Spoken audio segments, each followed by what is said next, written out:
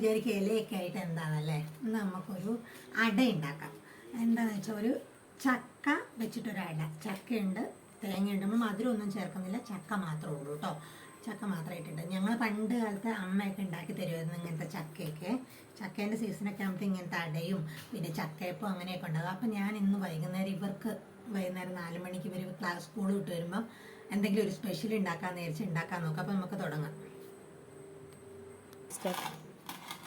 നമ്മൾ അരിപ്പൊടി എടുത്തിട്ടുണ്ട്, അതിൽ ലേശം ഉപ്പും ജീരകവും ഇട്ടിട്ടുണ്ട് കേട്ടോ. പിന്നെ തേങ്ങയുണ്ട്, ചക്കയുണ്ട്, ഇത്രയും സാധനങ്ങൾ മതി. പിന്നെ നല്ല തിളച്ച ചൂടുവെള്ളം, പിന്നെ നമ്മുടെ വാഴയില, അതിൽ നമ്മൾ അങ്ങനെ മടക്കി അടയാക്കിയിട്ടാണ് പുഴുങ്ങിയെടുക്കുന്നത് കേട്ടോ. ചൂടുവെള്ളം നമ്മുടെ ആവശ്യത്തിനുള്ള ചൂടുവെള്ളം ഒഴിച്ച് ഇതിനെ നന്നായിട്ട് വാട്ടി കുഴച്ചെടുക്കണം. അപ്പോൾ നല്ല മയം കിട്ടുള്ളൂ കേട്ടോ. ഇനി ഇത് നന്നായിട്ട് ഇങ്ങനെ കുഴച്ചെടുക്കാം. തേങ്ങ ഇട്ട് കൊടുക്കാം. തേങ്ങ ഇട്ട് ആദ്യം തേങ്ങ എല്ലാം കൂടി ഒന്ന് കുഴച്ചെടുത്തതിന് ശേഷം വേണം നമുക്ക് ചക്ക ഇടാൻ. ഇനി നമുക്കിതിലെ മെയിൻ ഇൻഗ്രീഡിയൻ്റ് ആയിട്ടുള്ള ചക്ക ഇട്ട് കൊടുക്കാം.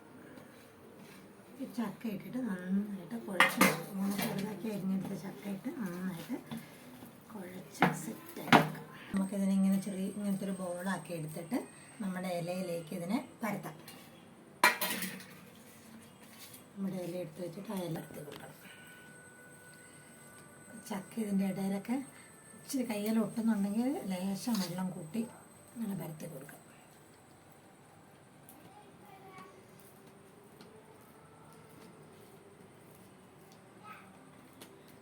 അത്രയും മതി. ഇനി ഇതിങ്ങനെ മടക്കി നമുക്ക് ആവിയിൽ വേവിച്ചെടുക്കാം. അപ്പം ബാക്കിയും കൂടെ ഞാനൊന്ന് പരത്തി എടുക്കട്ടെ കേട്ടോ. നമ്മുടെ അടയെല്ലാം ഇലയിൽ പരത്തി കഴിഞ്ഞു. ഇതിനി നമുക്ക് അപ്പച്ചെമ്പിൽ വെച്ച് ആവി കയറ്റിയെടുക്കാം.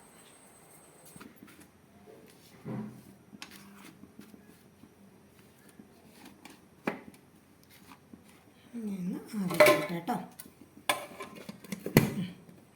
അപ്പോൾ നമ്മുടെ അടയും കട്ടൻ ചായ ഇവിടെ റെഡി ആയിട്ടുണ്ട്. പുറത്ത് നല്ല മഴയുണ്ട്. നമുക്കിതൊന്ന് ടേസ്റ്റ് ചെയ്ത് നോക്കാം.